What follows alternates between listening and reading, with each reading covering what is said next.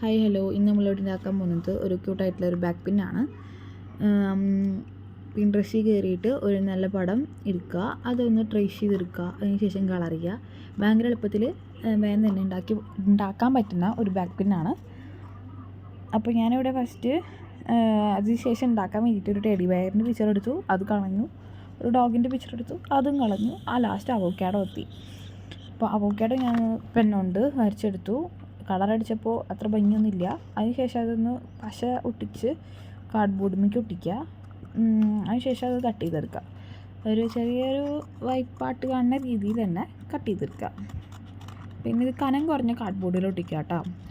കട്ടിയുള്ള കാർഡ്ബോർഡ് വേണ്ട, കനം കുറഞ്ഞ കാർഡ്ബോർഡ് എടുക്കുക, ഒട്ടിക്കുക. അപ്പോൾ ഇത്ര സിമ്പിളായിട്ട് ഉണ്ടാക്കാൻ പറ്റുന്നതാണ് ബാക്ക് പിൻ. അതിനുശേഷം നമുക്ക് ഒരു ക്ലിയർ ടേപ്പാണ് വേണ്ടത്. ക്ലിയർ ടേപ്പ് ഇത് മൊത്തം അതിൽ കൊള്ളുന്ന രീതിയിൽ തന്നെ ഒട്ടിക്കുക. ഒരു നല്ലൊരു ഭംഗി കിട്ടാൻ വേണ്ടിയിട്ടാണ് നമ്മളിത് ചെയ്യുന്നത്. ഞാൻ ചെയ്തില്ലെങ്കിലും കുഴപ്പമില്ല, ചെയ്താലും കുഴപ്പമില്ല. അതിനുശേഷം അതൊന്ന് കട്ട് ചെയ്തെടുക്കാം.